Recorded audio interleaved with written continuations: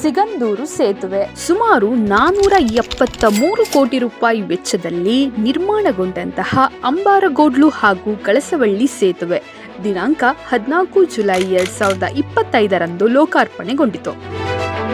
ಸರಿಸುಮಾರು 2.14 ಕಿಲೋಮೀಟರ್ ಉದ್ದದ ಕೇಬಲ್ ಸೇತುವೆಯಾಗಿದೆ. ಇದು ದೇಶದ 2ನೇ ಅತಿ ಉದ್ದದ ಕೇಬಲ್ ಸೇತುವೆ ಎಂಬ ಹೆಗ್ಗಳಿಕೆಗೆ ಪಾತ್ರವಾಗಿದೆ. ಮೊದಲನೇ ಸ್ಥಾನವನ್ನ 980 ಕೋಟಿ ರು ವೆಚ್ಚದಲ್ಲಿ ನಿರ್ಮಾಣ ಮಾಡಿದಂತಹ ಗುಜರಾತ್ನ ಸುದರ್ಶನ ಸೇತು ಪಡೆದುಕೊಂಡಿದೆ.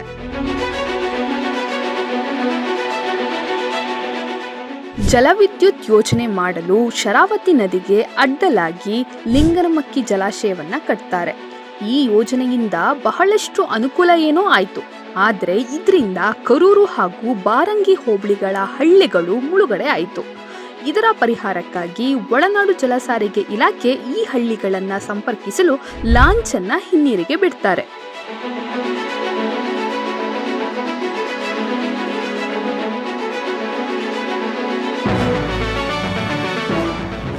ಈ ಸೇತುವೆಯ ವಿಶೇಷತೆಯನ್ನ ನೋಡೋದಾದ್ರೆ, ಎರಡೂ ಬದಿಯ ಸಂಪರ್ಕ ರಸ್ತೆಯನ್ನ ಹೊರತುಪಡಿಸಿ ಸೇತುವೆಯ ಉದ್ದ 2.14 ಕಿಲೋಮೀಟರ್. ಸಂಪರ್ಕ ರಸ್ತೆ ಸೇರಿಸಿದ್ರೆ ಒಟ್ಟು ಉದ್ದ 2.44 ಕಿಲೋಮೀಟರ್. ಇದು ರಾಷ್ಟ್ರದಲ್ಲಿ ಕೇಬಲ್ ಸ್ಲೈಡ್ ಟೆಕ್ನಾಲಜಿ ಬಳಸಿ ನಿರ್ಮಾಣಗೊಂಡ 3ನೇ ಸೇತುವೆಯಾಗಿದೆ. ಇದಲ್ಲದೆ ಕರ್ನಾಟಕದ ಅತ್ಯಂತ ಉದ್ದದ ಒಳನಾಡು ಕೇಬಲ್ ಸೇತುವೆ ಎಂದು ಹೇಳಲಾಗಿದೆ.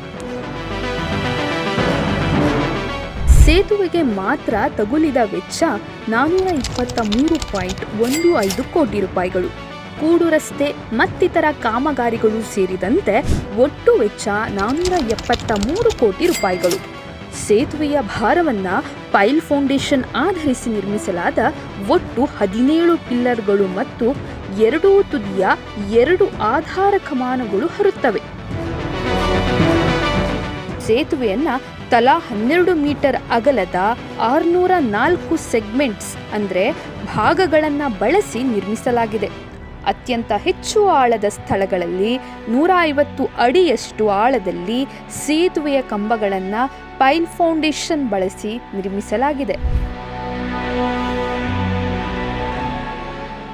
ಈ ಸಿಗಂದೂರು ಕೇಬಲ್ ಸೇತುವೆಯು ಸಿಗಂದೂರು ಚೌಡೇಶ್ವರಿ ಹಾಗೂ ಕೊಲ್ಲೂರು ಮೂಕಾಂಬಿಕಾ ದೇವಸ್ಥಾನಕ್ಕೆ ಸಂಪರ್ಕ ಸೇತುವೆ ಆಗಿದೆ. ಇದಲ್ಲದೆ ಭಕ್ತಾದಿಗಳು ತಾಯಿ ಚೌಡೇಶ್ವರಿಯ ದರ್ಶನವನ್ನ ಸುಲಭವಾಗಿ ಪಡೆಯುವಂತಾಗಿದೆ. ಈ ಕೇಬಲ್ ಸೇತುವೆಯಿಂದಾಗಿ ಮಲೆನಾಡಿಗರ ದಶಕಗಳ ಕನಸು ನನಸಾದಂತಾಗಿದೆ. ಆದರೆ ಸುತ್ತಮುತ್ತ ಪ್ರಾಂತ್ಯಗಳ ಜನರ ಒಡನಾಡಿಯಾಗಿ ಇಷ್ಟು ವರ್ಷಗಳ ಕಾಲ ಸುದೀರ್ಘ ಲಾಂಚ್ ಸೇವೆಯು ತನ್ನ ನಿವೃತ್ತಿಯನ್ನ ಪಡೆದುಕೊಂಡಿದೆ.